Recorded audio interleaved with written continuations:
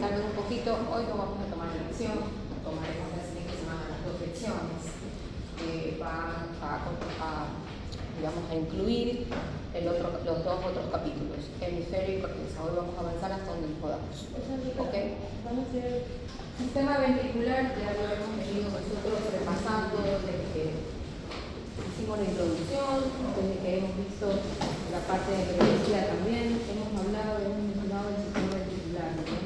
Que son las cavidades que se encuentran dentro de todo el sistema nervioso central, porque hasta cavidad ventricular hay en médula espinal.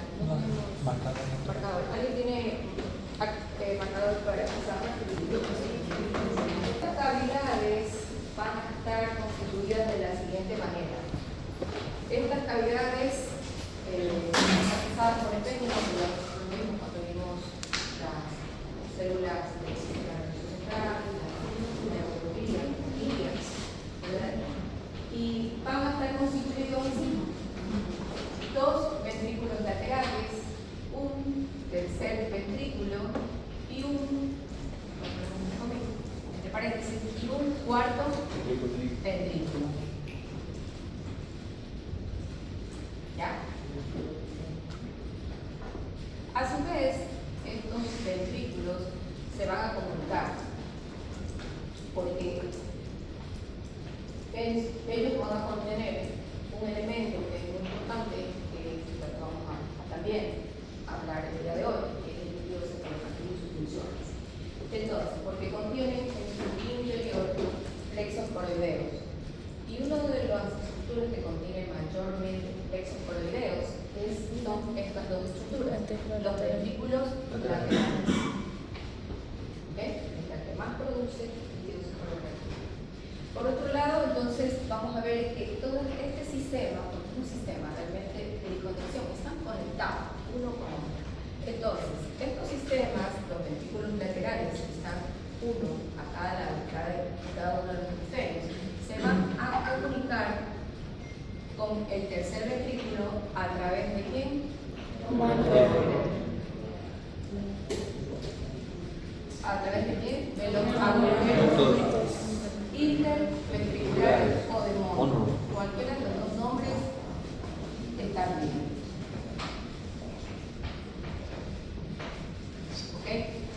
Y el tercero o el cuarto se van a comunicar a través de un solo acueducto de Silvio. Se llama acueducto de Silvio cerebral o también de Silvio. ¿Ya? Y el cuarto ventrículo, aquí, esta estructura, el cuarto ventrículo, en su techo, porque si nos recordamos de cuántas estructuras tiene el cuarto ventrículo, nos acordamos. Bueno, ¿cuáles son? el cerebelo, el tronco. Sí. Tiene en su composición un techo, un piso, y el techo, el piso, tiene paredes blancas. Entonces, tenemos que ver. Está bien. Entonces, en su techo, ¿verdad? Este cuarto ventrículo va a tener unos agujeritos, 3 en total. Un agujero que es medial, mayor. Muy bien. Se denomina mayor. Y 2 L, 2 laterales, que son igual la pneumotecnia está así. M medial y L de lateral. 2 laterales y un medial. Por la cual, pues, el líquido cefalorraquídeo, ¿verdad?, va a, ¿dónde? Pues a tapizar el resto de los espacios subaramboideos, a través de cisternas, a través de surcos, etc. ¿Verdad? Entonces, ¿hasta dónde? Hasta dirigirse hacia acá, hacia el borde superior de la hoja del cerebro, en donde estos espacios, digamos, subaramboideos, forman unas agrupaciones, que son las granulaciones paracreas, esta capa, la aracnoides, ¿verdad?, en donde se reabsorbía el líquido cefalorraquídeo, vertiendo el líquido hacia dónde, hacia el seno cerebral, principalmente el que ocupa el borde superior del lado del cerebro, que es el seno sagitario Sagitario superior. Bueno, pero ¿allí termina el sistema? No. El techo del cuarto ventrículo tiene 3 agujeritos, laterales y mediales. Pero sin embargo, este sistema continúa comunicándose a través de un agujerito bien finito, bien discreto, que va a lo largo de todo lo que es la médula espinal y termina pues el sangramiento muy pequeñito, y esto se denomina, la parte terminal se denomina ventrículo terminal, pero este agujerito, ¿verdad?, se denomina conducto ependimario, pero el conducto ependimario ya se encuentra en donde, en médula espinal.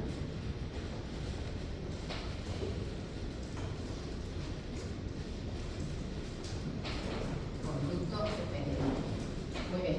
De esos espacios también va a haber líquidos que también circulan hacia abajo, donde la única cisterna que tenemos, ¿verdad?, a nivel espinal, ¿cuál es?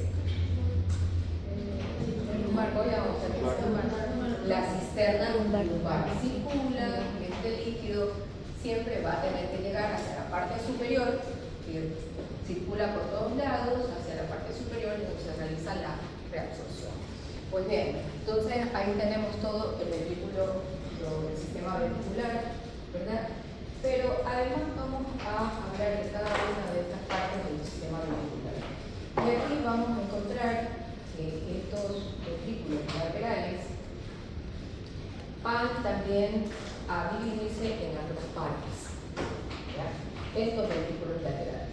Aquí vamos a tener una parte central que divide o va a estar localizado en el lóbulo parietal y se denomina el cuerpo de los ventrículos laterales. Porque está uno ubicado en el derecho y el otro en el izquierdo. ¿Okay? Entonces, el cuerpo de los ventrículos laterales va a estar localizado en el lóbulo parietal.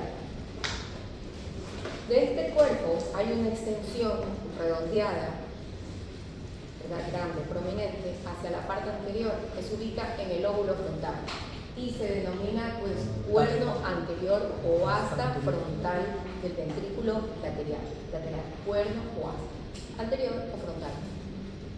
Está bien denominado. Okay. También vemos que de este cuerpo hay una extensión hacia la parte posterior que se va a localizar en donde, en el lóbulo occipital. Y por lo tanto, esta extensión del ventrículo lateral se va a denominar cuerpo o asta posterior occipital. También este ventrículo lateral va a tener una extensión hacia abajo, hacia el lóbulo temporal. Y por eso se denomina asta o cuerno inferior o temporal. Esta parte de aquí que comunica estas dos astas o cuernos con el cuerpo va a denominarse atrio o trígono del ventrículo lateral. Atrio o trígono. Es la misma, tienen el mismo significado. Okay. Y vamos a ver que, obviamente, que los plexos coroideos que están formados, ¿cómo se forma el plexo coroideo? Pues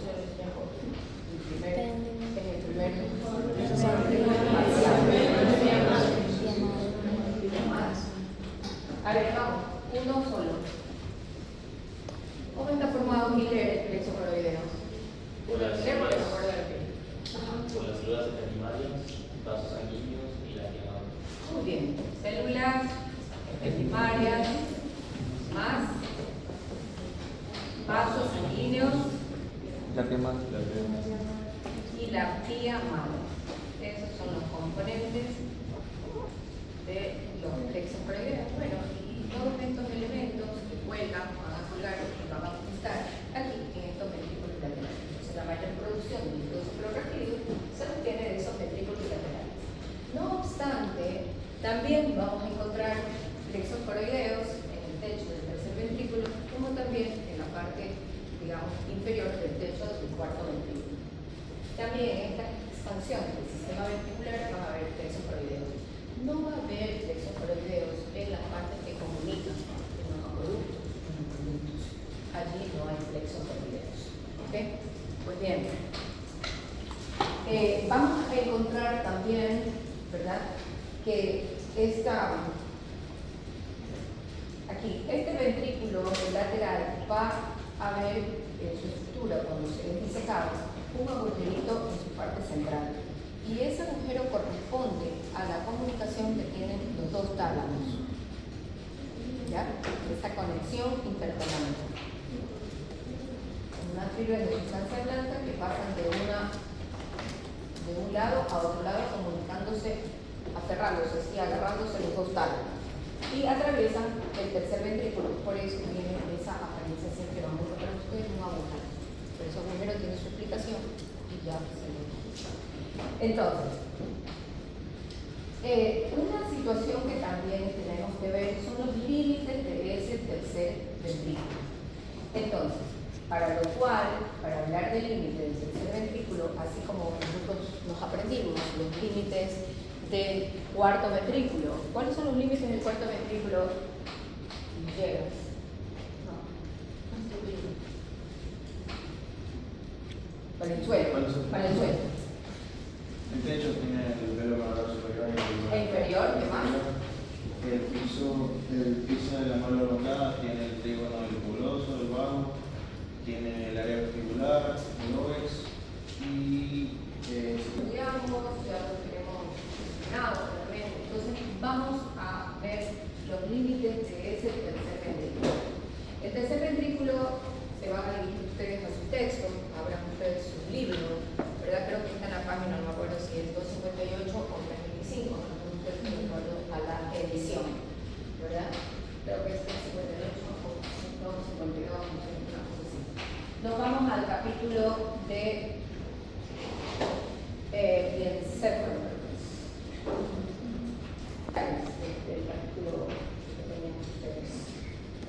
Esto no lo van a encontrar en el capítulo 16, no. Esto nos vamos a dirigir al otro capítulo, que es el 7, el primero. ¿Qué capítulo es? 7. Sí, el capítulo 7. Ahí busquemos el encéfalo y buscando las estructuras del encéfalo y vamos a encontrar un tercer ventrículo. Entonces, ¿qué encontraste? No tengo el libro a mano. A mí se me está cargando, doctor. Es que como son muchas páginas. Ay.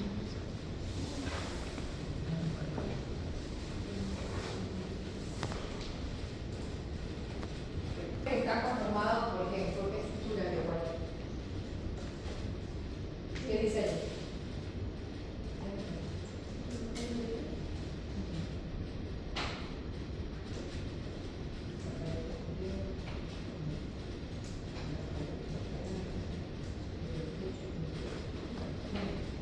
Ahí va, me parece anterior. Bueno, está formado por un techo, un piso y tres paredes. Una pared lateral, una pared anterior y una pared posterior. Posterior.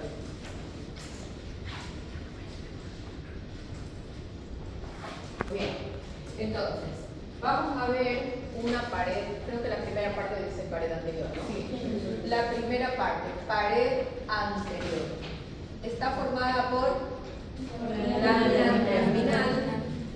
lámina terminal, Comisura anterior.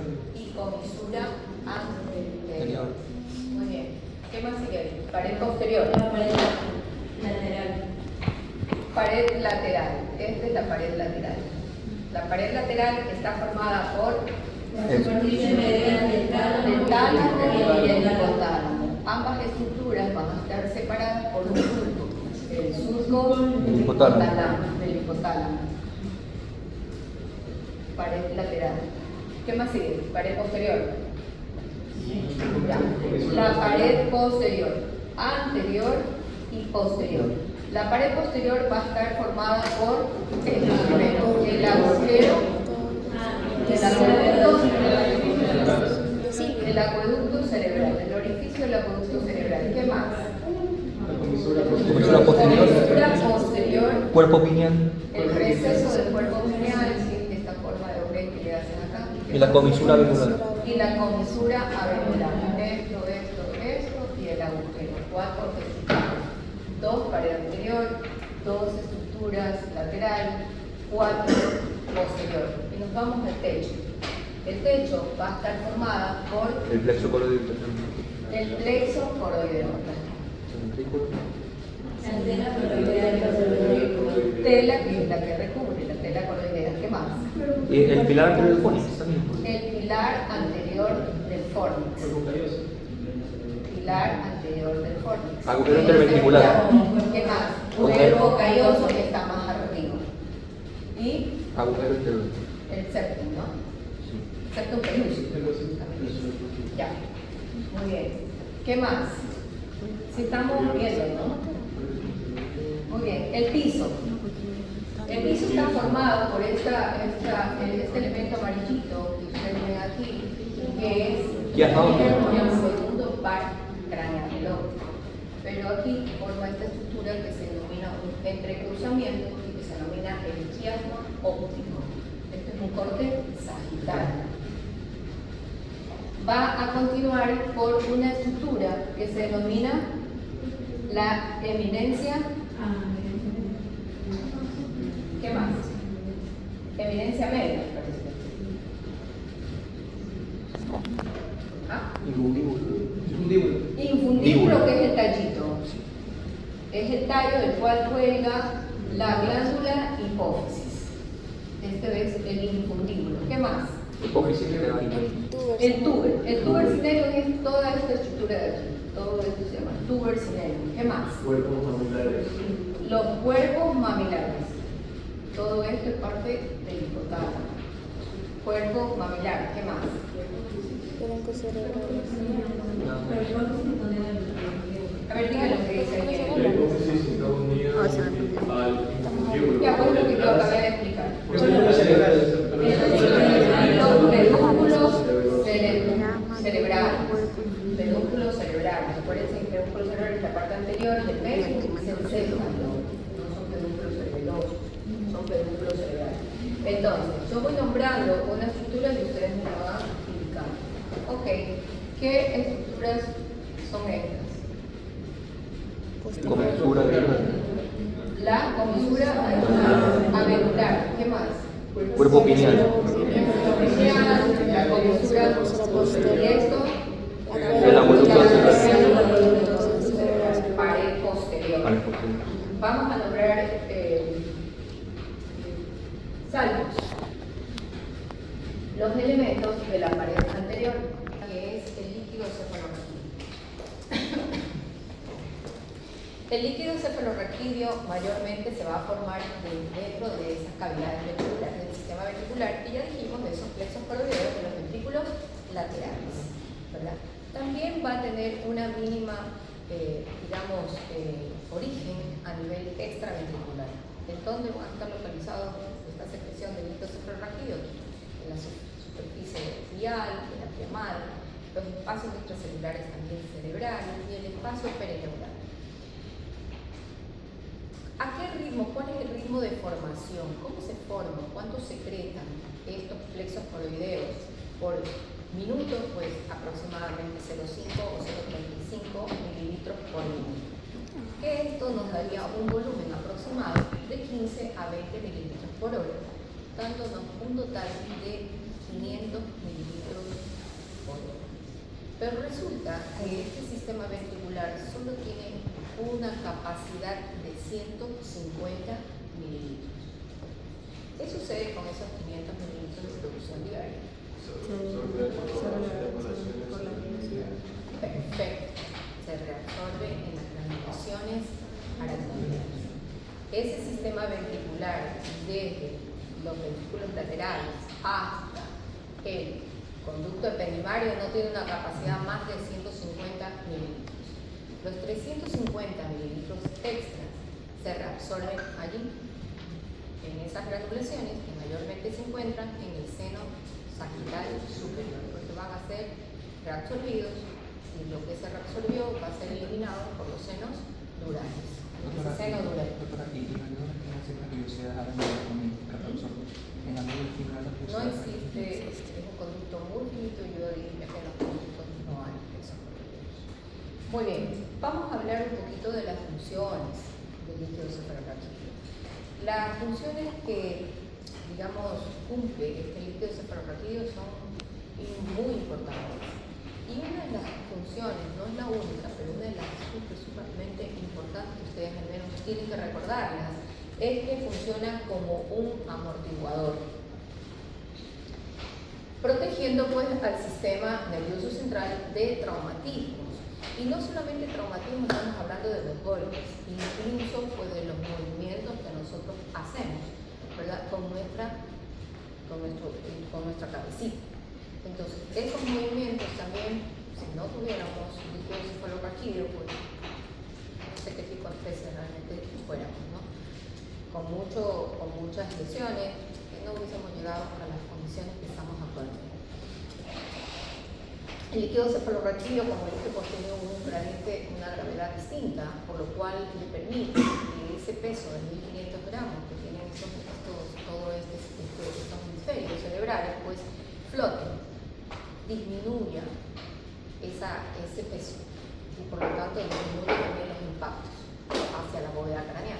Usted sabe que está protegido, pero con meninges, pero eso no es suficiente. Si no hubiera líquido cefalorraquídeo, fuera distinta esta situación.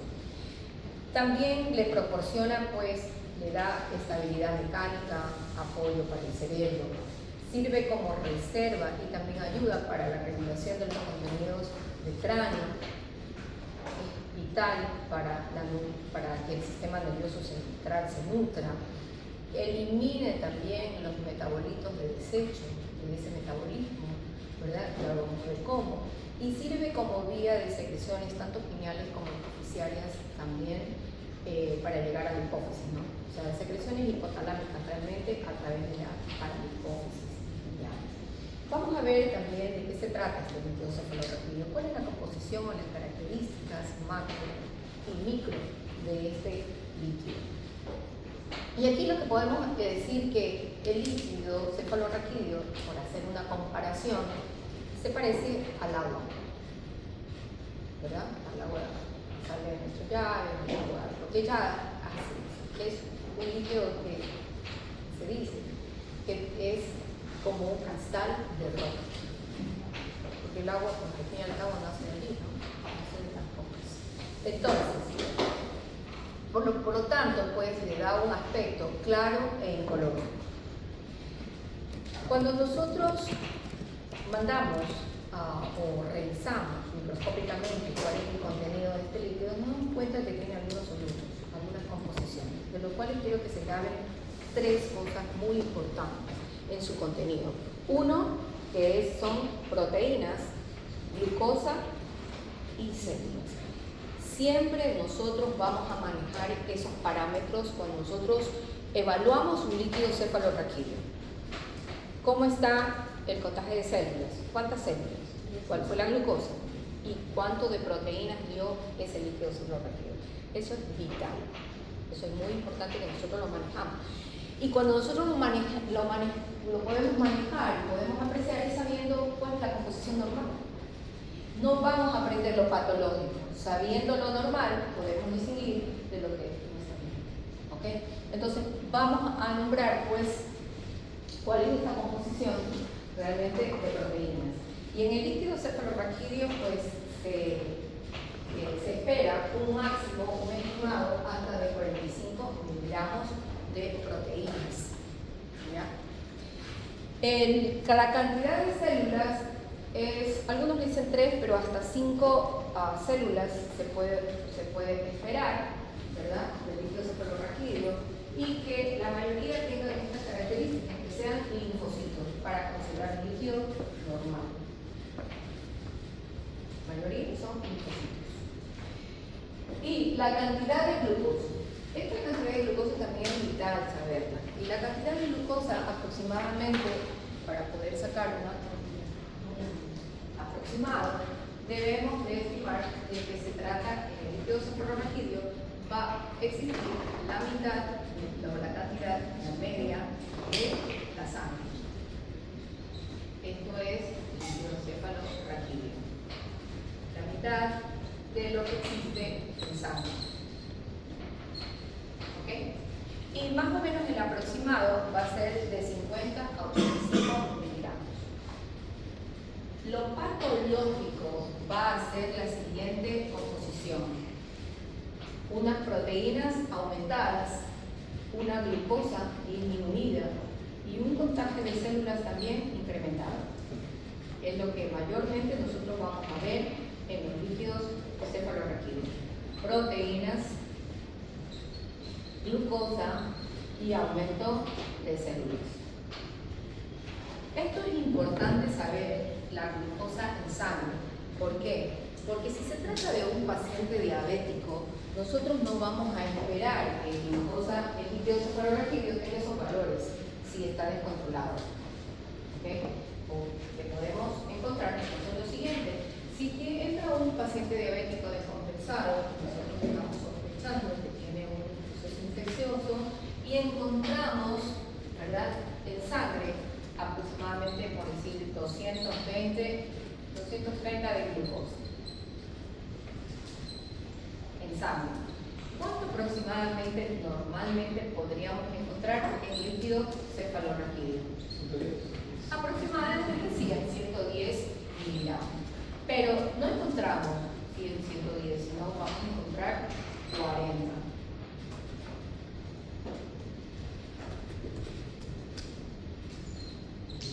¿Qué les parece? Está baja. Y una glucosa baja, ¿verdad?, nos está hablando de que hay un proceso seguramente de un líquido anormal, patológico. ¿Ya? La otra parte que nosotros podemos deducir es que hay seguramente un proceso infeccioso que está consumiendo esto. Por lo general es bacteriano. No podríamos decir de la bacteria, ni si es viral, a veces la tuberculosis, a veces la mayoría de las bacterias, ciertos virus también nos dan glucosa baja. Así que lo único que podríamos decir es que hay otras enfermedades también que es anormal. Y lo que tendríamos que esperar aquí es realmente realizar a eso una determinación por PCR de el ADN de los diferentes agentes infecciosos. Pero bueno, llévense como concepto de que cada vez que nosotros hacemos una punción lumbar, ¿verdad?, debemos hacer dos cosas. Tres. Cuando nosotros funcionamos y sale, antes de que salgan todas las gotitas del líquido cefalorraquídeo, tenemos que poner un dispositivo para tomar la presión, porque es un dato muy importante.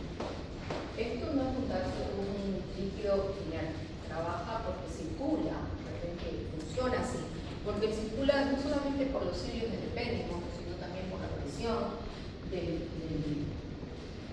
parénquima, y también porque los vasos, tanto los vasos arteriales como venosos, también le sirven como bomba impulsadora. Entonces, la presión del líquido cefalorraquídeo es vital tomarla.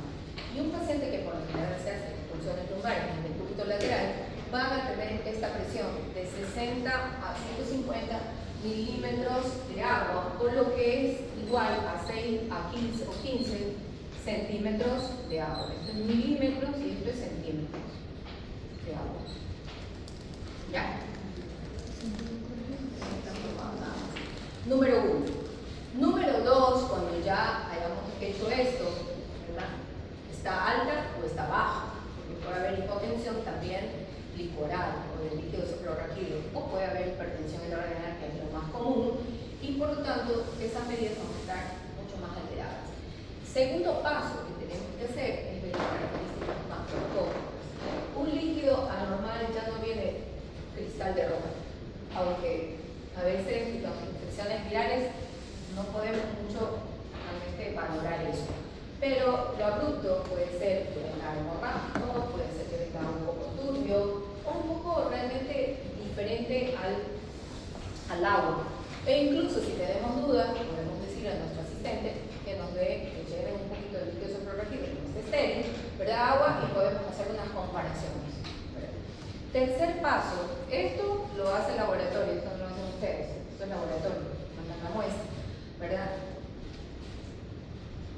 Ajá, y aquí quedaba otra cosa. El tercer paso es esto. Cada vez que nosotros hacemos una punción lumbar, tenemos que en ese momento que terminamos de hacer la punción lumbar, hacer tiene una glucosa del ingreso. ¿Cuándo fue el ingreso? Hace 14 horas atrás. Es una página. Es que no, es que la mañanita sí es día, pero lo estás haciendo, así sea, a las 11 de la mañana, tiene hace 4 horas, no importa, le haces ahora. ¿Ok?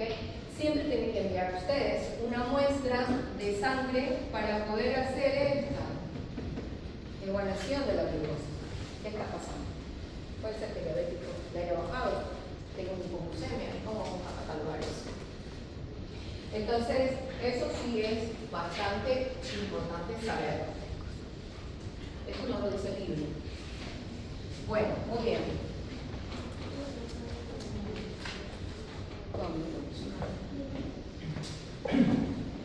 ¿Alguna pregunta hasta ahí?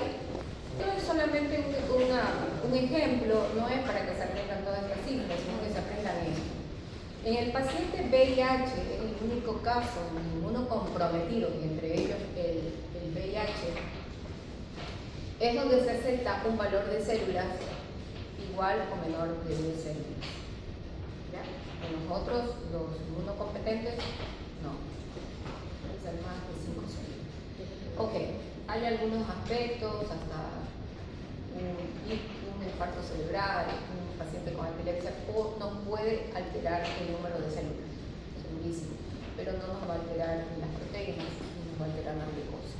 Ok, uno de los estudios muy interesantes en el cefalorraquídeo es el que hizo Paul Ehrlich, un bacteriólogo que estudiando las funciones, le encantaba pues, inventar distinciones y aplicarlas pues, en los animales para ver cómo funcionaba. Y una de esas tuvo una idea muy maravillosa en donde aplicó una tinción de anilina, ¿verdad?, en unos roedores, después los diseca, mata y los diseca y, oh sorpresa, se dio cuenta de que esta anilina estaba distribuido en todo el roedor, excepto en el cerebro. Todas las estructuras del sistema nervioso central no tenían anilina. Le llamó la atención, él pensó que de pronto era porque seguramente esta sustancia, algo pasaba con el tejido nervioso que no captaba la anilina. Sin embargo, en el siglo XX, a principios del siglo XX, un discípulo de Ehrlich realmente se puso un poco más allá, avanza, y dijo, bueno, si mi maestro hizo esto, ahora voy a inyectar cisternalmente a los roedores la anilina para ver qué pasa. Y confirmó que la anilina se distribuía por todo el cerebro, por todo el sistema nervioso central, pero el resto del organismo realmente no había circulación de esta función. Aquí pasa algo más. Y bueno, y eso fue el origen de muchas investigaciones. Y bueno, después vino la microscopía electrónica, en la cual se da cuenta de que este sistema nervioso central tenía una estructura vascular hematoencefálica, ¿verdad?, blindada. Y a eso se le denominó la barrera hematoencefálica. ¿Cómo está formada esta barrera hematoencefálica? En primer lugar, tiene un endotelio no penetrado, un endotelio que está totalmente cerrado, unido, muy cerradito, muy junto, unas uniones muy estrechas. Y segundo, que tenía una alta selectividad en el transporte. No entraba cualquiera. Aquí él decide qué entra, qué necesita para su metabolismo. Pues bien, entonces vamos a nombrar las estructuras, ¿verdad?, principales de esta barrera que conforman la barrera hematoencefálica. Y así tenemos, miren ustedes, el endotelio capilar con uniones muy estrechas. También dentro de este endotelio vascular hay unas estructuras, unas células que le dan que se expandan un poco la estructura capilar, que son los pericitos, rodeados de una membrana basal y en la cubierta estaban esas líneas que nosotros ya lo aprendimos en el nivel parcial, que son los pies vasculares de los astrocitos. Entonces, todos estos componentes forman la barrera hematoencefálica y hacen que esta barrera sea de manera altamente selectiva. ¿Ok? Pues bien, vamos a ver las funciones que cumplen esta barrera hematoencefálica. Primero, pues mantener la homeostasis, es decir, la composición tanto de volumen como solutos en el sistema nervioso central sean las adecuadas para que las funciones se cumplan. Regula el paso de nutrientes. A pesar de que el sistema nervioso central, el tejido nervioso es muy ávido en glucosa, pues no permite que la glucosa por sí sola pase. Necesita de un transportador especial para que pueda ingresar a ese tejido encefálico, a pesar de que nuestro cerebro necesita mucha glucosa para funcionar, ¿verdad? Oxígeno y glucosa son vitales, además de otros elementos. También, pues, permite la difusión de moléculas liposolubles pequeñas, como el oxígeno, el dióxido de carbono, como la nicotina, como el alcohol, como las drogas, ciertas benzodiazepinas y ciertos anestésicos, ¿verdad? Cuando nosotros nos están poniendo benzodiazepinas, diazepam, quirófano, midazolam, entró y produjo la acción de la benzodiazepina. Los anestésicos igual. Ustedes dicen, bueno, vamos a estar tranquilos, alguien se ha operado acá con anestesia general. Nadie. Tú. ¿Viste? Pero, bueno, ya te vamos a anestesiar, vamos a hacer un ratito, tranquilito, ya no supo nada hasta cuando te despertaron. Porque hábilmente estas sustancias son sustancias liposolubles pequeñas y entran rápidamente a hacer su acción en el tejido nervioso.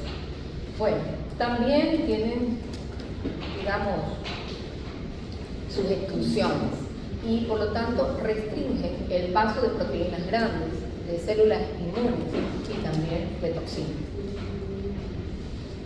Interesante, muy interesante. Así que bueno, esta barrera no solamente permite el paso de nutrientes que necesita el cerebro para su metabolismo, sino que también nos aísla de otros agentes, ¿no?, que podrían alterar este metabolismo en el sistema nervioso central. Para lo cual esta barrera necesita de varios mecanismos de transporte, no solamente tiene un simple mecanismo de transporte. Esta barrera hematoencefálica se basa, no solamente utiliza una difusión simple, que son estas por las cuales atraviesan rápidamente los que dijimos, el oxígeno, el dióxido de carbono, sustancias liposolubles pequeñas, sino que también permite a través de un transporte facilitado, a través de ciertos receptores. Para la glucosa, el receptor del GLUT1, para los aminoácidos, el ARI1, y así sucesivamente. Y también trabaja a través de un transporte activo, a través de iones, llevando también otras proteínas o macromoléculas a su interior, las que él necesita y crea conveniente. Así que bueno, cada vez que yo siempre digo esto, pues las medicinas que nos daban nuestros abuelos o nuestras mamás, pues no va a surtir mucho efecto, ¿verdad? Porque toma ese favor, toma esto para la memoria, pues es puro placebo, ¿verdad? No, creemos que de pronto le ponemos ganas porque, bueno, no sé, la voluntad también en el ser humano también rige un gran patrón placebo. Te dicen que esta agüita te va a mejorar y tú lo esperas con mucha ansia y posiblemente te mejore. Agüita valeriana. Le pusiste buena voluntad al respecto. Entonces, pero muchos en el ser humano trabajan como función placebo. Entonces, bueno, si le dan ese favor, si quieren trabajar así. Preguntarle sobre el metilfenidato. ¿El? Metilfenidato. Esa es una sustancia para evitar el sueño, ese, ¿no? Metilfenidato es para el TDAH. Ya. Esa sustancia es que también es dada también para quitar el sueño, para suspender el sueño. Bueno. Y esto es para los TDAH, pero el TDAH tiene una función distinta porque tiene una alteración en otras estructuras. Entonces, permite controlar la hiperactividad, los trastornos de atención, trabajo en el hipocampal, la amígdala, tiene otras estructuras de orden. Entonces, trata de regular esas alteraciones que hay en estos síndromes de TDAH. ¿Y una persona que tiene TDAH necesita sueño? Es que no, realmente tiene una acción totalmente diferente en ellos, porque son distintos. O sea, claro, ellos son súper hiperactivos. No se les quita porque ellos tratan de reemplazan esto y más bien controlan todo eso. Esta sustancia le hace controlar. Entonces, van a dormir mejor, se van a portar mejor, van a prestar atención, que eso es lo que por lo general tienen alterado, sin o con hiperactividad, el TDAH. Bueno, el TDA o el TDAH. Bueno, también esta barrera hematoencefálica también puede verse alterada, ¿verdad? Y una de las alteraciones es la inflamación, ¿verdad? Puede inflamarse, lo cual aumenta la permeabilidad, y aumentando la permeabilidad lleva moléculas, digamos, o acumula líquido, y por lo general va a originar los edemas vasogénicos. También la hipoxia, la falta de oxígeno a nivel general, lleva a que a disfuncionar la barrera hematoencefálica, a que disfuncionen estas uniones estrechas, se hagan mucho más laxas y pasa cualquier otra sustancia. Entonces, estas son situaciones bastante críticas, bastante graves. El descubrimiento que vieron el discípulo de Ehrlich también se dio cuenta que al hacer toda una inspección en todo ese sistema nervioso central, pues habían unos espacios en el líquido cefalorraquídeo, en esa barrera, ¿verdad? Todo ese líquido, todo ese sistema nervioso central, en donde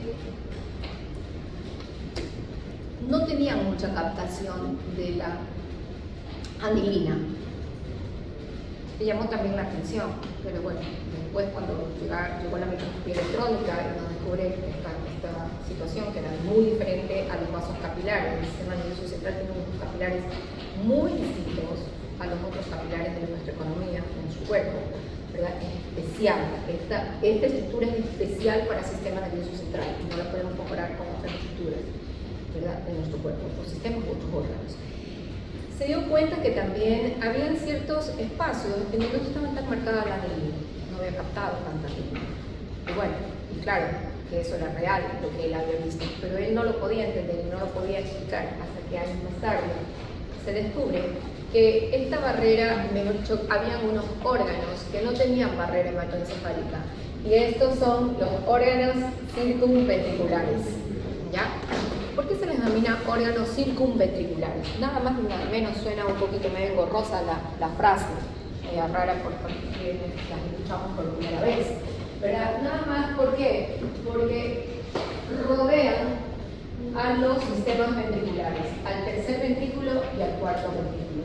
Estos órganos circunventriculares no son múltiples, sí, son algunos, pero son bien precisos. Hay 7 órganos circunventriculares, de circunferencia, de circunda, o sea, están alrededor de su sistema.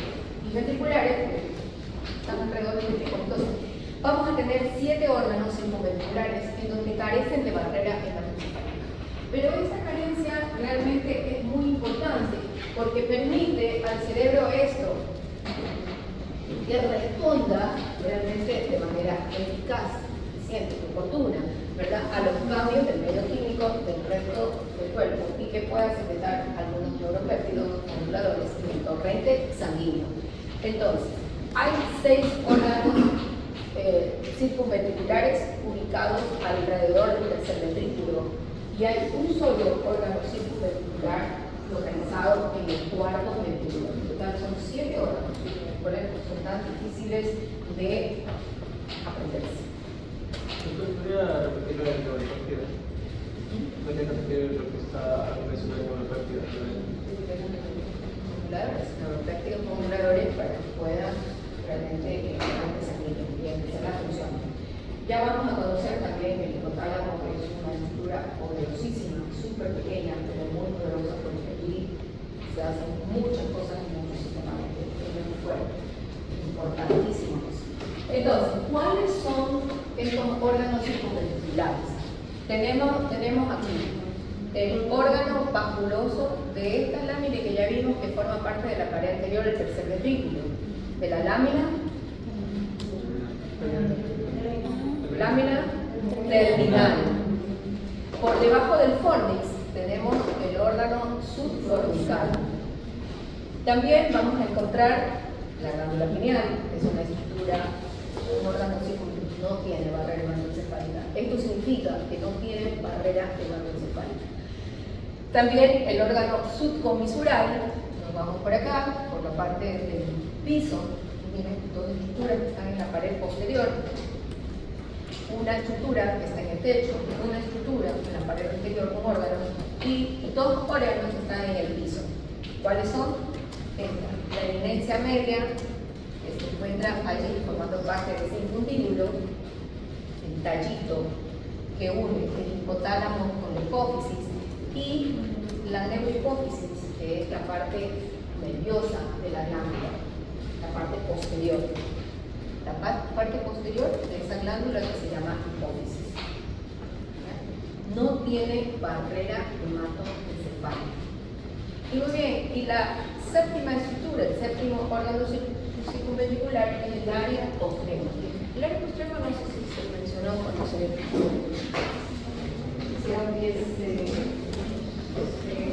estudió las piezas. Se puede mencionar porque eso no se observa. Cuando nosotros vemos acá la parte inferior del cuarto ventrículo, que es la estructura de bulbo, ¿verdad?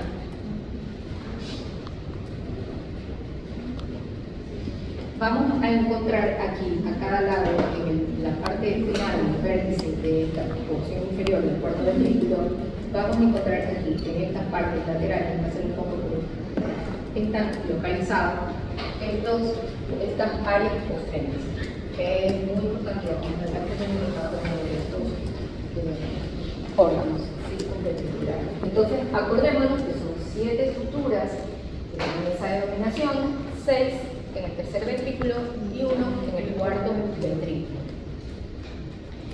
Estas tienen la función de mantener la homeostasis y permitir, pues, obviamente, la comunicación neurohormonal. Estos órganos circunventriculares, miren, esta es una imagen en corte sagital medial, una resonancia de cerebro, en donde nos podemos también ubicar, ¿verdad?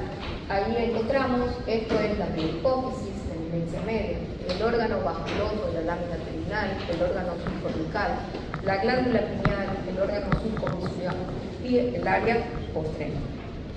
Muy bien, estos órganos circunventriculares se pueden agrupar en dos. Uno, que son los secretores, los órganos circunventriculares que tienen una función secretora, y otro, que son los órganos sensores. Solo son sensores.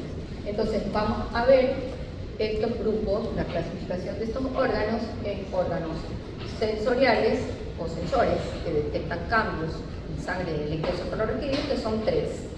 El órgano subcortical, el órgano vasculoso de la lámina terminal y el área postrema. Es decir, el órgano subcortical está localizado ¿dónde? Alvarado.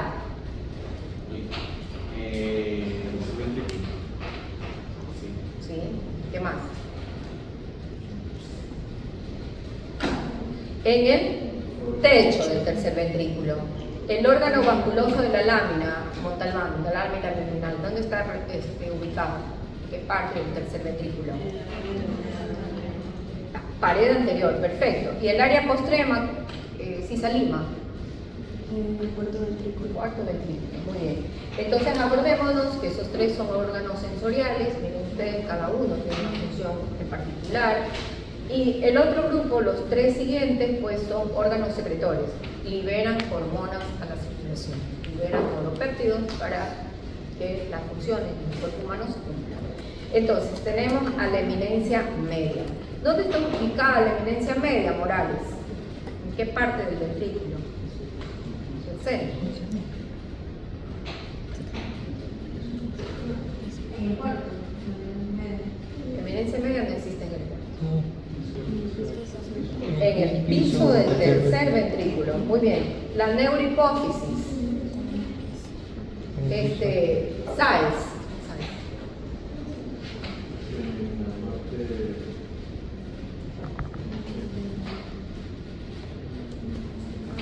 ¿Qué parte del tercer ventrículo? Piso. Glándula pineal, Guimarães. ¿Ven? Bien. Glándula pineal, alcíbar. Está en la parte posterior del Y el órgano subcomisural, Aguirre.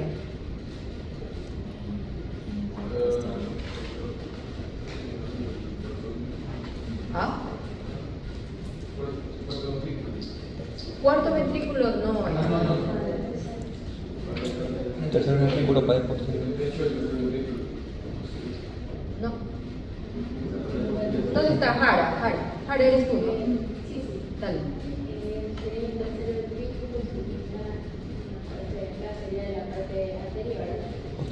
No. Posterior. Tercer ventrículo, pared posterior. Pared posterior. Pared posterior. Bueno, cada uno de ellos contiene lo que secreta, libera oxitocina, vasopresina. La eminencia media libera hormonas liberadoras del sistema corticosteroideo y libera melatonina para los ritmos circadianos. Muy importante, eso lo vamos a ver que voy a explotarlo. Y el órgano subcomisural secreta una proteína, la SCO espondina, que sirve, esa se secreta desde chiquito, nosotros estamos ahí en el útero de nuestras madres, cuando está desarrollando el sistema nervioso central, porque ayuda como una célula como glial para que guía para que los axones de las diferentes neuronas vayan por su ruta adecuada. Entonces es muy importante. Pues bien,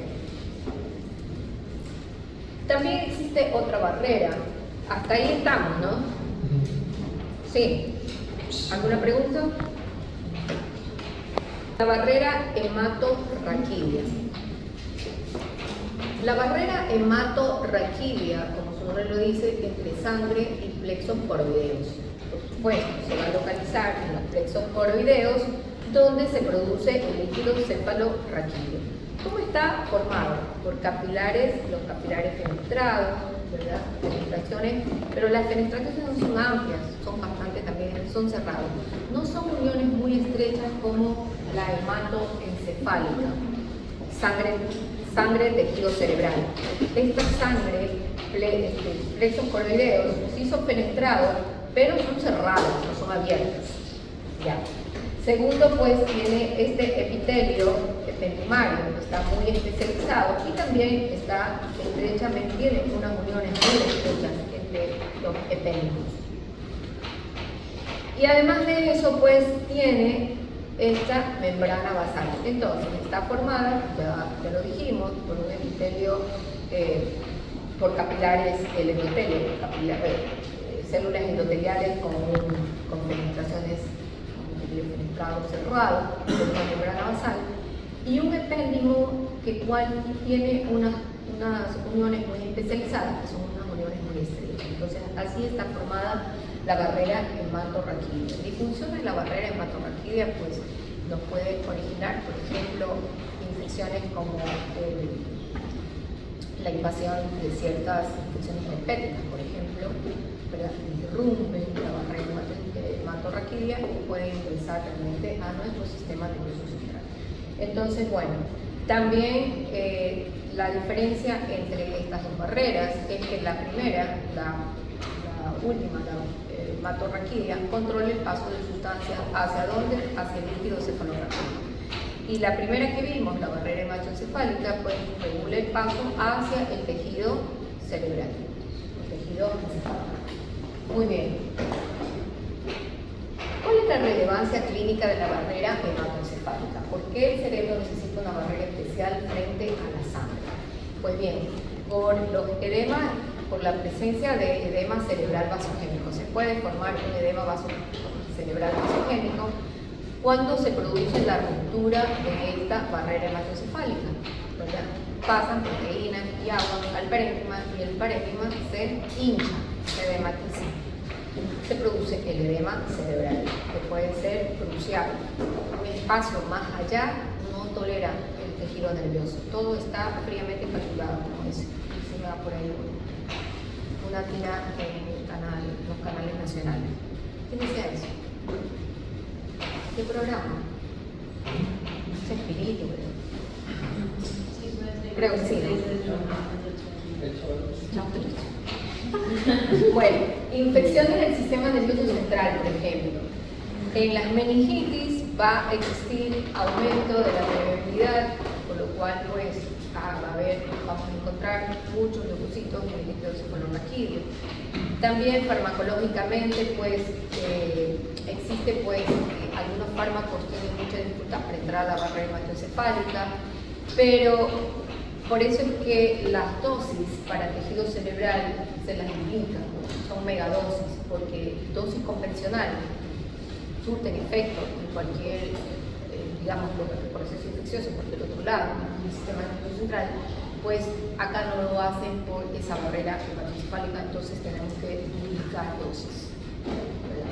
Hasta 3 veces a veces la cantidad para que sea efectiva y podamos contrarrestar infecciones en el sistema nervioso central. También los quimioterápicos muchas veces tenemos que hacerlo a través de colocación en espacios a la madera, de funciones lumbares, también ciertos fármacos directamente a través de funciones lumbares para que tengan su sensibilidad, ¿verdad? Y las áreas sin barrera hematoencefálica, como ya nosotros lo vimos, pues permiten la regulación neuroendocrina. Por ejemplo, el hipotálamo detecta cambios sanguíneos. ¿Alguna pregunta hasta aquí?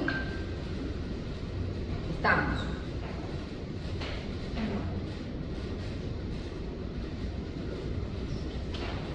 Bueno, vamos a dar un pequeño receso. Continuar nosotros viendo ahora los hemisferios cerebrales. Estas dos grandes estructuras que dan cantidad de peso al cerebro tienen un peso aproximadamente de 1.200, 1.400, 1.500 gramos. Corresponde a un kilo y medio aproximadamente. Van a estar separadas en la parte de su superficie superior, en la parte superior van a estar separadas por una fisura que se denomina fisura longitudinal o interhemisférica. Pero a la vez, esa mancha negrita que ustedes ven en la parte interior, o aquí con el cruce, es que estos dos hemisferios también van a estar unidos, y acá van a estar separados por esta gran fisura que va a ser cubierta por esa hoz, ese pliegue que hace la dura madre, que es la hoz del cerebro. Pero a su vez, estos hemisferios no están totalmente, digamos, separados, porque en su interior, que es lo que yo les mencionaba, esta estructura ahí oscurita, es una gran cantidad de fibras compactas de sustancia blanca que van a unir un hemisferio con el otro, que es la comisura del cuerpo calloso. A su vez también vamos a ver que estos hemisferios cerebrales tienen una disposición, digamos, unas estructuras, ¿verdad?, que las hacen particulares. Y esta disposición, miren ustedes, son como pliegues metidos, formando allí todos, digamos, bastante apretaditos entre uno y otro. Pero están así, muy unidos, porque esos pliegues son estructuras de corteza, ¿verdad?, cerebral, que están separados. Entonces, a estas estructuras, a estos pliegues, que la evolución realmente de la especie humana ha permitido así, porque tenemos un cráneo muy pequeñito que no desarrolló al mismo, digamos, a la misma velocidad o al mismo tamaño de una corteza que se fue perfeccionando, que fuimos dejándolo atrás a otras especies de humanas, en la cual pues obviamente son mencionados como los reyes de la naturaleza, por muchas particularidades dadas por esta corteza cerebral. Pues bien, va a tener unos repliegues que de aquí en adelante lo vamos a denominar giros o circunvoluciones. Cada giro o circunvoluciones, que es donde yo estoy marcando, ¿verdad?, van a estar separados unos de otros a través de unas hendiduras que se denominan surcos. Ya mencionamos en la primera clase, del primer parcial, que esos surcos, cuando eran muy pronunciados, ya no iban a tener la denominación de surcos, iban a ser denominados como fisuras o cisuras. Cualquiera de las dos denominaciones son correctas, ¿ya? Entonces también vamos a encontrar fisuras acá, pero la mayoría van a ser surcos. Entonces, lo primero que vamos a tener que reconocer en los hemisferios cerebrales es que van a tener estos componentes, ¿verdad? Cada hemisferio cerebral, cada uno de ellos vamos a tener dos bordes, ¿verdad?, uno superior y otro inferior. Va a tener también dos polos, y esto es muy importante, tres polos, ¿verdad? Uno anterior o frontal, uno inferior o temporal y uno posterior u occipital. Y Cada hemisferio cerebral va a tener, constar también de 3 caras. Una cara lateral, una cara medial y una cara inferior o basal. ¿Ok? Pues bien, es importante conocer esto, piezas sobre todo anatómica, que ustedes sepan distinguir esos polos, esos bordes y obviamente las caras, ¿verdad? Entonces, bueno, vamos a estudiar unos componentes que siempre se van a presentar, ¿verdad? En la cara lateral.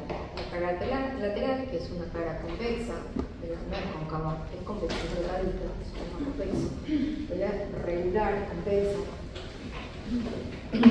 No tiene concavidades, vamos a ver que todo está construido, ¿verdad? En la cual nosotros, para ese estudio de esos surcos y esos giros, tenemos la necesidad de dividirlos en lóbulos. Cada lóbulo va a tomar, la mayoría de los lóbulos, ¿verdad?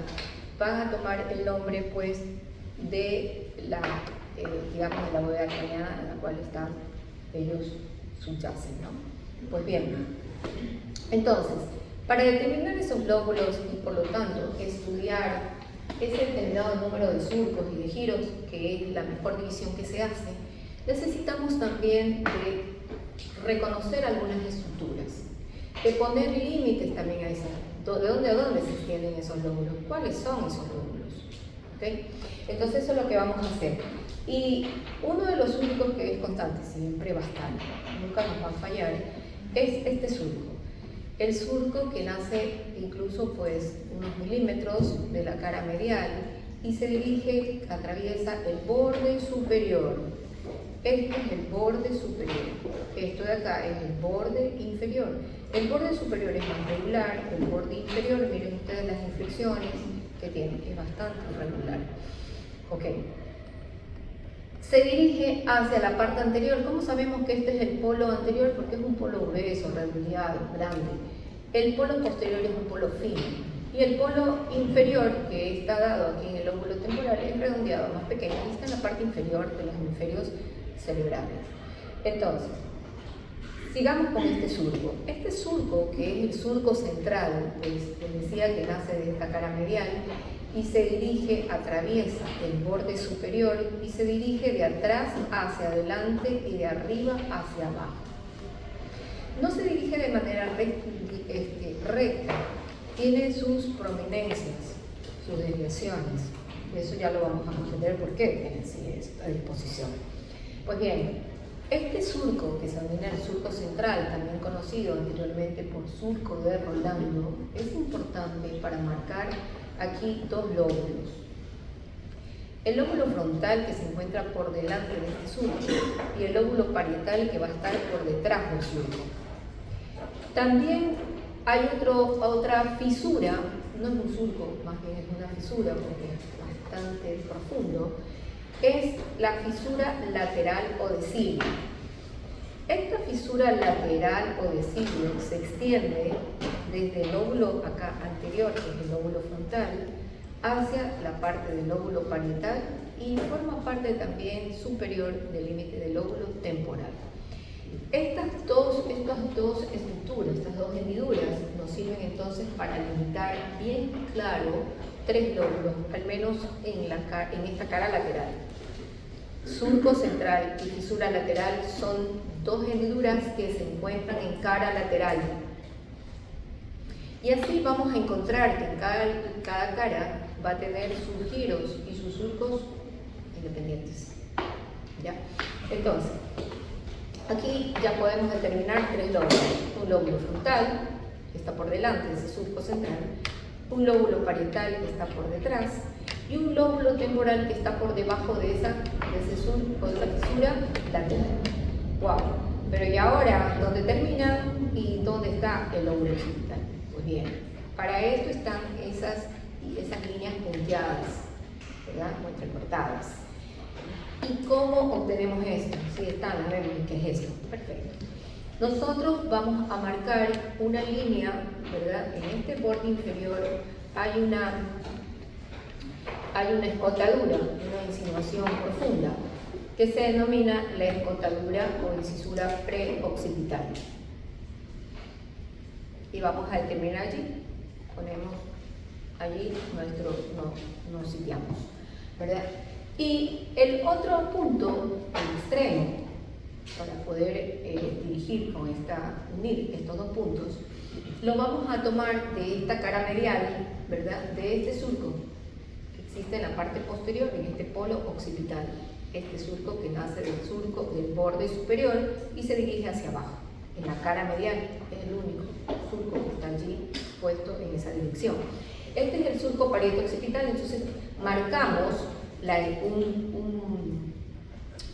hacemos una marcación en la escotadura preoccipital y otra marcación allí en ese surco parieto-occipital. Trazamos una línea entre estos dos puntos y todo lo que está por detrás va a corresponder al lóbulo occipital. Estamos. No nos vamos de esta línea imaginaria, saltos. Esto no existe. Esto es imaginariamente que nosotros la trazamos. Ok, no nos vayamos de esta línea imaginaria, porque esta línea imaginaria nos ayuda al siguiente trazo, para poder diferenciar dónde termina el lóbulo parietal y el lóbulo temporal, por dónde están divididos en la parte posterior, cómo se dividen. Entonces, vamos a tomar, ¿qué cosa? La parte final donde termina esa fisura lateral. Y marcamos una línea que va aproximadamente en la línea media de esa otra línea imaginaria. Hacemos el trazo y vamos a saber que por encima de esa segunda línea imaginaria que trazamos corresponde al lóbulo parietal en su porción posterior y también al lóbulo temporal. ¿Estamos? Ya está. Muy bien, nos vamos para cara medial. En cara medial, acuérdense que hay dos surcos que nos ayudan a diferenciar lóbulos, ¿verdad? Ya marcamos lóbulo frontal, temporal, parietal y occipital. En cara lateral se presentan 5 lóbulos, pero yo he mencionado solamente 4. ¿Y dónde vamos a encontrar el otro lóbulo? Pues si nosotros abrimos esa fisura lateral, la replegamos hacia abajo y hacia arriba, vamos a ver en el interior este lóbulo que parece una almendra, el lóbulo de la ínsula. ¿Ya? Entonces, es la única ubicación en cara lateral, replegando esa fisura lateral que vamos a encontrar en el lóbulo insular. No lo vamos a ver en otra cara más, olvídense. ¿Cuántos lóbulos entonces tiene la cara lateral? 5. ¿Sí? Ok. Vemos acá. Nos vamos a esta otra cara, a cara medial. Después vamos a ver los surcos y los giros rápidamente. Nos vamos a cara medial. En cara medial, los únicos surcos fijos que se van a presentar son estos, que ya lo terminamos. El surco parieto-occipital, que nace desde ese borde superior y se extiende hacia adelante y hacia abajo. Y va a terminar aquí. Esta es la extensión del surco parieto-occipital. No es hasta acá. No. Solo es de aquí, ahí dice el recorrido, hasta allí. Nada más. No es que nace de acá, sino como le estoy haciendo el recorrido. Nace del borde superior y se extiende hasta aquí. Allí se encuentra, hace una intersección, otro surco, intercepta con el surco parieto-occipital. Y este otro surco que es constante, siempre lo vamos a encontrar, ¿verdad? Es un surco que nace por debajo, unos cuantos milímetros por debajo del esplenio del cuerpo calloso. Esta parte de acá redondeada está en la parte posterior. Se denomina esplenio o rodete del cuerpo calloso. Nace y se dirige hacia arriba y atrás. Al intersectar, o al cruzarse con el surco parieto-occipital, hace una curva, se encurva y se dirige directamente hacia ¿dónde? Hacia la parte, hacia el polo occipital, ¿verdad? Directamente hacia el polo. Aquí se encurva y se dirige hacia atrás y termina en ese polo occipital. Este surco es muy importante. Este se llama el surco calcarino. Calcarino. ¿Ya? ¿Y por qué es importante el surco calcarino? Porque aquí se va a sentar ambos labios de ese surco calcarino, pues una corteza muy importante, que sin ella no podríamos ver la belleza de la naturaleza, que es la corteza visual primaria. ¿Ya? Entonces, el surco parieto-occipital, nunca me mencionen que es acá, eso es un error. Esto ya es surco calcarino. ¿Ok? El surco parieto-occipital sí me va a servir a mí para separar en esta cara lóbulos. Por eso lleva su nombre, porque van a separar el lóbulo parietal del occipital. Pero el surco calcarino no separa lóbulos, separa giros del lóbulo occipital. ¿Ya? Pero más que giros, ustedes aprendan siempre que el surco calcarino es la sede de esa corteza, el lugar donde se sienta la corteza visual primaria, muy importante. Pues bien, bueno, me van a decir, ¿y cómo? Y bueno, ya sé que es acá, esto es occipital, esto es parietal, pero ¿hasta dónde está parietal y frontal? Pues bien, porque la cara medial solo tiene 3 lóbulos. 3 lóbulos, no hay más lóbulos que ver aquí.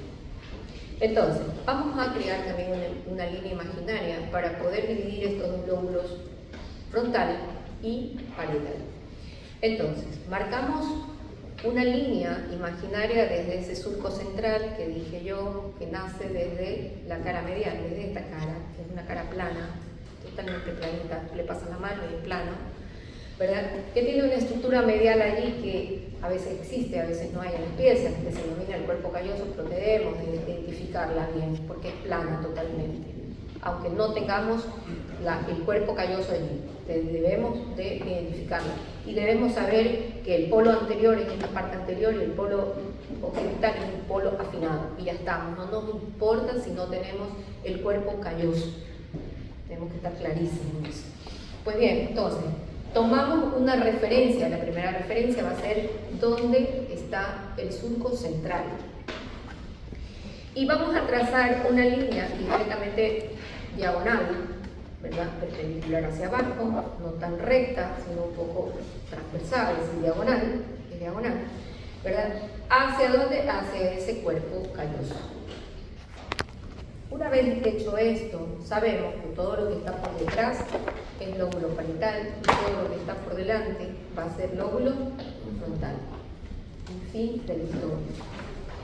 Pues bien, ahora vamos a ver, más adelante vemos la cara basal, que no hay surcos definitorios del lóbulo, es más simple. Pues bien, vamos a ver entonces, dijimos que estas caras, estos hemisferios están, digamos, ocupados por estos giros y por surcos. Y cada surco tiene su denominación. Aquí se nos complica un poquito, pero no es tan complicado, es fácil. Pues bien, entonces vamos a determinar a este surco, el primer surco, que es un surco que no termina en la fisura lateral. Hay otro surco, ¿verdad?, que está por detrás y termina en el surco, y hay 2 surcos que no terminan en la fisura lateral, 2 surcos que se quedan allí. El surco que está aquí en la línea media es el surco central. Entonces sabemos que todas las estructuras, los giros y los surcos van a ser frontales. Entonces aquí vamos a marcar qué surcos tiene el lóbulo frontal. Uno de los primeros surcos, y antes de entrar a mencionar estos surcos, quiero hacer un detalle, que eso lo van a encontrar en práctica, ya mis estudiantes ya les hice la referencia en cuanto a esto, ¿verdad? Que son unos, por llamarlo así, unas intromisiones de pliegues de corteza. Los pliegues se introducen y borran los surcos. Borraron el recorrido de los surcos. Son pliegues de corteza que se encuentran aquí borrando, por ejemplo esto. Aquí debería estar el surco, ¿verdad? Aquí debería ser el surco, pero miren ustedes, ya encontramos aquí un pliegue de corteza que me borra a mí la línea del surco. Pero debemos aprendernos realmente de dónde a dónde estos surcos recorren, ¿no? Entonces, un surco que corre paralelo en el lóbulo frontal al surco central se denomina el surco precentral. Entre estos dos surcos Se cayó. hay un giro que tiene el mismo nombre del surco, del primer surco del lóbulo frontal, que es el giro precentral. Este giro precentral es muy famoso, ¿verdad? Porque allí se asienta la corteza motora primaria, donde nacía esa vía, la vía piramidal. Y también donde enviaba muchas vías, ¿verdad?, hacia cerebelo también, y hacia núcleo de la base, etc. Entonces, esta corteza motora primaria es muy famosa. ¿Dónde está asentada? En el giro precentral. Nos vamos ahora hacia la parte más hacia adelante. Pero aquí ya no vamos a encontrar surcos perpendiculares, surcos que van desde arriba hacia abajo. Aquí los surcos van a ir de adelante hacia atrás y de atrás hacia adelante. Van a ser horizontales. Entonces, aquí vamos a encontrar un primer surco, que es el surco frontal superior. Y otro surco, que es el surco frontal inferior. Entre estos tres surcos se asientan tres giros, o contienen tres giros. El giro frontal superior, el giro frontal medio y el giro frontal inferior. Este es un dibujo, este no es la vida real. La vida real ya la vimos, no es tan bonita. Me refiero a las piezas anatómicas, no la vida real de ahora. No es para tanto. Pero bueno, o sea, sí es para tanto, no es para mucho. Bueno, muy bien. Entonces, tres giros: frontal superior, medio e inferior. Y aquí, en el giro frontal inferior, vamos a ver que esta fisura lateral nos permite, las extensiones de esta fisura lateral, nos permite separar a este giro frontal inferior en tres porciones. Miren ustedes, esta fisura no es solamente esto, esta fisura se extiende hacia el lóbulo frontal y la podemos dividir en tres ramas aquí, la fisura lateral. Una rama que es la rama anterior, una rama horizontal y lo que está por detrás se denomina el ramo posterior. Todos ellos son componentes de la fisura lateral. Entonces, la fisura lateral la divides en tres porciones: dos que están allí en ese giro frontal inferior o el lóbulo frontal y uno que sirve pues de división entre parietal y temporal. ¿Estamos? Muy bien. Entonces, estas dos ramas de la fisura lateral nos ayudan para dividir en este giro frontal medio, en esta porción, tres porciones, que son muy importantes también. Una porción que está por debajo de la rama anterior, que se denomina la pars orbitaria, pars o porción, P-A-R-S, así se denomina pars. Y me dio esto.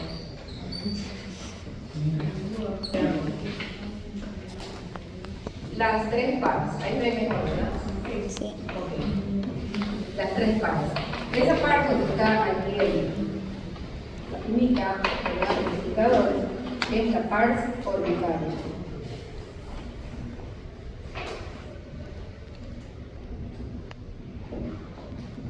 La pars triangular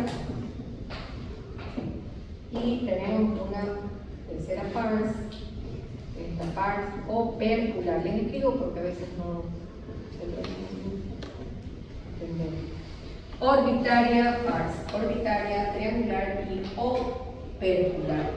Entonces, tenemos aquí por debajo de la rama anterior la pars orbitaria, entre la rama anterior y la rama ascendente la triangular, y por detrás de la rama ascendente tenemos la pars opercular. Tiene más o menos la forma como de un Movistar. Ajá. Pues bien, entonces esas tres pars son, les decía, muy importantes. ¿Por qué? Porque dos de ellas, como son la pars triangular y la pars orbitaria, se asienta una corteza también muy importante que nos ayuda en la producción del lenguaje, que es el área de Broca. en la expresión, facilita el lenguaje, si no, no pudiéramos entender mucho, poder hablar, no pudiéramos comunicarnos. Entonces, bueno, nos vamos, hasta ahí ya tenemos, ¿no? ¿Cuántos giros tiene Aguirre el lóbulo frontal? Al surco central, este surco central. Tenemos otro surco que se denomina surco postcentral, que contiene también un giro, el giro postcentral. Este giro es muy importante porque allí llega toda la información que agarramos de esos receptores periféricos y que van por esas vías que ya estudiamos en la médula espinal. La corteza somatosensitiva primaria. Todas nuestras sensaciones, ¿verdad? Tacto, dolor, temperatura, el movimiento de nuestras articulaciones, la vibración, ¿verdad? Todo eso llega aquí, a esta corteza sensitiva primaria. Vamos a encontrar otro surco que intercepta al surco postcentral, que se denomina, aquí lo estoy limitando, que es el surco intraparietal. Este surco intraparietal en el lóbulo parietal nos ayuda a dividir dos porciones en este lugar del lóbulo. Una porción superior que se denomina lóbulo parietal superior y una porción inferior que se denomina lóbulo parietal inferior. El lóbulo parietal inferior se divide a su vez en dos giros. Un giro que está por delante, miren, si nosotros tomamos esta fisura lateral, que digamos aquí, un giro que donde termina mucho, que está,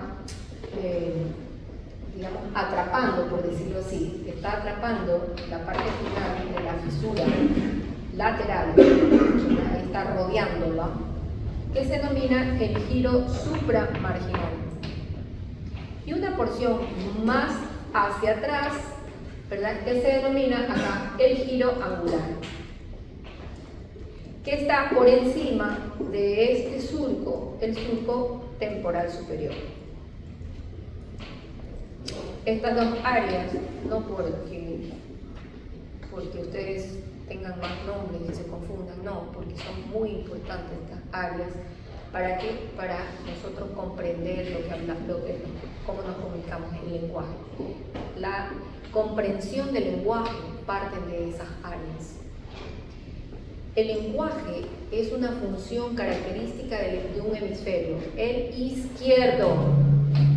No significa que estas porciones de corteza no las tengamos en el otro. Sí, las tenemos igualitas, pero no tienen esa función. Estas áreas del lenguaje están solo en el hemisferio cerebral izquierdo. ¿Qué tiene par? Ay, pero me dijo que la par, entonces ya no hay en el hemisferio derecho. No, también en el hemisferio derecho tenemos las pares, tenemos los surcos, tenemos igualito todo, pero no funcionan igual. Eso ya después lo hablaremos. Pues bien, y se terminó el lóbulo temporal, el lóbulo parietal. Nos vamos hacia abajo, hacia el lóbulo temporal. Y aquí también nos vamos a encontrar simplemente con dos surcos. Un surco que es el surco temporal superior y el surco temporal inferior, que divide en tres giros. El giro temporal, mira Aguirre, el giro temporal superior, el medio y el inferior, por eso te dije siempre hay que completarlo, ¿verdad? El giro temporal superior, el medio y el inferior. ¿Qué pasa ahora con el lóbulo occipital? El lóbulo occipital realmente tiene unos surcos transversos, la fisura calcalina, que también se viene hasta acá, tiene los surcos, el lunar, pero no son surcos tan constantes y no hay giros tan bien formados, por lo cual nosotros no los vamos a ver. Lo único que ya sabemos porque si nosotros, cómo está o dónde está ubicado, si nosotros tomamos una línea de referencia, como son la fisura preoccipital y el surco perioccipital, y trazamos una línea imaginaria, sabemos que todo lo que está por detrás, que sería todo esto, es el lóbulo occipital. Pero en eso no vamos a parar. Muy bien, nos vamos entonces hacia la ínsula, y antes de irnos de la cara lateral, vamos a encontrar este lóbulo parecido a una cáscara de nuez, ¿verdad?, en donde vamos a ver un surco central, un surco que nos va a dividir los giros, unos giros que están anteriores, que son los giros cortos, De otros giros más largos, más extensos, se denominan giros largos en la ínsula. No hay más cosas que ver. Esto es otra figurita en donde está la misma cosa que nosotros dijimos ahora, ¿verdad? Lo mismo. Esto es el lóbulo frontal. El lóbulo frontal desde una cara medial, desde una cara anterior, desde una vista superior y de una vista lateral. Aquí está bien definido todas las porciones del lóbulo frontal. Y en el lóbulo frontal le dije que en ese giro precentral había una figura muy importante, un elemento muy importante. Aquí Penfield, que era un neurocirujano, también curioseando en alguna ocasión, haciendo cirugías de epilepsia, ¿verdad? Porque antes así se creía, pues aún no estaban no se habían descubierto las medicaciones anticonvulsivantes. Entonces se hacía cirugía para estos ataques de mal que antes se las consideraba hasta en la Edad Media como brujería. Y ahora sabemos, pobre gente, cómo sufría, ¿no? Y bueno, y dependiendo pues de quién te asignaba, te mandaban a la horca para terminar con el mal, o seguías desterrada, te desterraban de tu lugar para que tú sigas con ese mal en otro lado. O lo quemaban. Así teníamos esa creencia, pues, así como ahora tenemos otras, nada más. Así es el ser humano. Pues bien, Penfield, cuando estaba haciendo esta cirugía, se dio cuenta, no en la primera, sino en algunas cirugías, que cuando él estimulaba con su electrodo, acordémonos que el cerebro no duerme, ¿no? Cuando él estimulaba con algunos electrodos, se movían ciertas partes del cuerpo del paciente, ¿verdad? Se estimulaba un poco más acá, y así él fue haciendo un mapa humano en cada uno de estos puntos, desde la parte inferior del giro precentral hacia la parte superior, lo cual le llevó a dibujar un hombre pequeño, y eso es lo que se denominó el homúnculo, porque homúnculo significa hombre pequeño, nada más. Pero estas diferentes partes, ¿verdad? Bueno, no miren los hombres pequeños, no. Miren, ¿quiénes son pequeños? Hombres pequeños. Hombre. ¿Ah? Hola. Bueno, mujeres también pequeñas. Bueno, lo cierto es que, bueno, todos tenemos esta estructura ahí en nuestros giros precentrales. Y hay unas estructuras, miren ustedes, como la laringe, la faringe, la cara ocupa una gran extensión de ese giro precentral. Pero hay una característica muy importante, que es la extensión de la mano. La mano, que para la especie humana es muy importante, por el orangután también, los simios también, nuestros antepasados simios también tienen la de la garra, la manita, pero tienen la destreza de oposición, no tienen la destreza que hacemos nosotros con las manos. Entonces eso le llevó a ocupar este espacio de perfeccionamiento, es la gran extensión en la cual se refleja digamos, el movimiento de la mano en esa corteza cerebral. Y Penfield dibuja esta gran extensión de la corteza solamente con la mano. Miren ustedes la perfección que tiene, la destreza que tenemos con la mano en cuanto a los movimientos. Porque además es una corteza bastante extensa, porque nosotros cuando tenemos las manos quietas, solo cuando dormimos quizás, pero en ese ponemos las manos por un lado, las manos por otro. Siempre estamos en movimiento. Y las áreas que más crecen en el cerebro humano son las que más nos movemos. Si en algún momento, por algún motivo, no movemos nuestras manos, esa corteza se empieza a decrecer, a perder volumen, ¿verdad? Porque perdiste la destreza, ya no estás en movimiento, no estás activando esas neuronas motoras. Entonces perdemos también. Entonces es vital moverse. El ser humano es una especie de movimiento, chicos, siempre. Entonces, si dejamos de hacer alguna cosa, pues sufrirá sus consecuencias el volumen, el tamaño de la corteza, porque se mueren células que no están siendo activadas. Las neuronas, cuando no se comunican, cuando no dejan de hacer sinapsis, se mueren. Cuando no tienen comunicación, se aíslan y se mueren. Y eso pasa con el cerebro, ¿verdad? Entonces, dependiendo de la cantidad de neuronas del tejido que va perdiéndose, también el volumen del mismo también disminuye. Pues bien, pero Penfield se dio cuenta de que la distribución en la cara lateral solamente estaba hasta el tronco abdomen, ¿verdad? Y le dio la curiosidad de irse hacia esa cara medial y descubre que en la cara medial él podía, al estimular esa corteza, podía estimular las piernas, los pies, las rodillas, etc. Y incluso los genitales. Entonces, el homúnculo va a estar distribuido así, hacia la cara medial están las piernas y los genitales, y hacia la cara lateral todo lo que es abdomen, tronco, brazo, mano, gran territorio, la boca también, la lengua, la faringe, la laringe, porque son siempre, digamos, estructuras que siempre están en movimiento, siempre estamos hablando, siempre estamos moviendo nuestras manos, nuestra lengua, nuestra faringe, siempre estamos hablando o callados. Todos estamos callados cuando estamos viendo las cositas en el celular. Bueno, ok. Entonces, eso también pasó con el lóbulo parietal. Aquí Penfield también descubre que aquí hay otro homúnculo. Este homúnculo del lóbulo frontal, que se asienta sobre el lóbulo prefrontal, lo llamó el homúnculo motor. Y el homúnculo también dibujó acá un homúnculo en este giro poscentral del lóbulo parietal, pero este homúnculo denominó el homúnculo sensitivo. Y aquí tenemos este homúnculo sensitivo, en donde tiene mucha prioridad. ¿Qué cosa? Miren ustedes la inervación que tiene la lengua, nuestras estructuras bucales, nuestros labios son muy sensibles, porque tienen una gran área, ¿verdad? A ti te rozan algo en el labio, tú lo sientes clarísimo. Además que tiene buenos receptores también. Bueno, y así sucesivamente. Y la mano no se le quedó atrás también, tiene una alta sensibilidad. Cuando vimos receptores periféricos también vimos que tiene pues muchos corpúsculos medios también, ¿no? Lo hace muy sensible. Y lo mismo, también vio que para el homúnculo sensitivo también la sensibilidad de las piernas genitales pues estaban hacia esa cara medial. Ya vamos a ver en qué lugar se presenta la cara medial.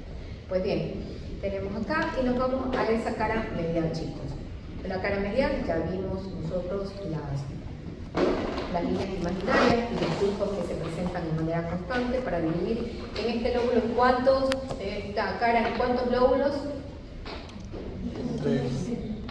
3. Perfecto. Entonces, vamos viendo. Aquí tenemos a este elemento que si se nos presenta bien y que debemos de saber que tiene una estructura afinada a la parte anterior que se denomina pico o rostre, una curvatura como una, por eso se denomina rodilla, la rodilla, una estructura prolongada casi central que se denomina cuerpo, ¿verdad? Esta comisura, estoy hablando de la comisura del calloso, el cuerpo, y una estructura posterior redondeada que se denomina el rodete, o el pleno también del cuerpo calloso. Bueno, muy bien. Entonces, vamos a ver que por encima de esta estructura, el cuerpo calloso, vamos a encontrar un surco.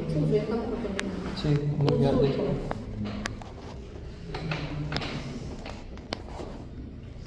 Calloso, chicos, rapidito, el surco del calloso.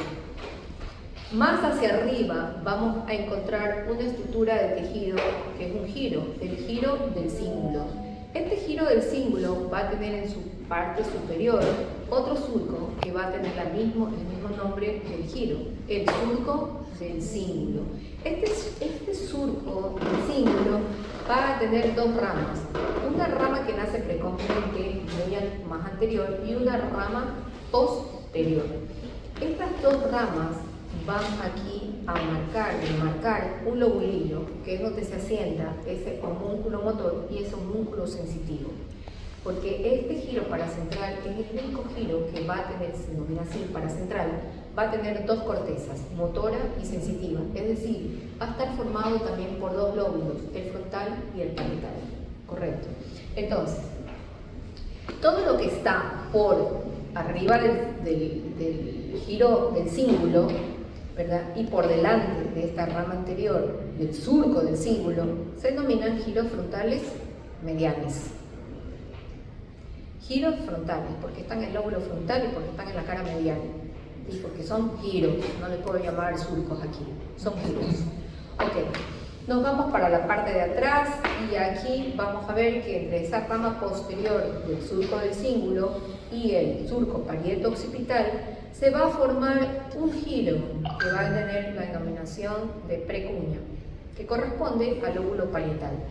Pues bien, nos vamos más hacia atrás y ya sabemos que pasando esto en la parte posterior o por detrás de este surco parieto-occipital, vamos a encontrar el lóbulo occipital. Y aquí en el lóbulo occipital vamos a encontrar en esta cara medial, sí, aquí sí hay dos surcos determinados y hay dos giros bien puestos. ¿Ya? En esta cara medial. No armamos ningún surco ni un giro en la cara lateral. En esta cara sí. Entonces, aquí vamos a encontrar, estamos, surcos fijos, parieto occipital y el surco calcarino que ya les dije que ingresa por aquí, se va a seguir hacia arriba, hacia atrás, se curva y termina en el polo occipital. Pues bien, entre este surco, entre estos dos surcos, está un giro, el giro de la cuña, que está en el lóbulo occipital.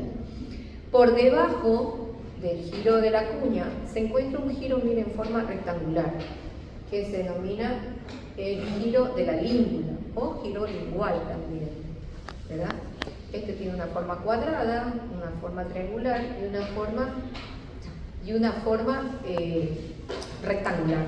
Bueno chicos, hasta aquí nosotros nos vamos a quedar, terminamos.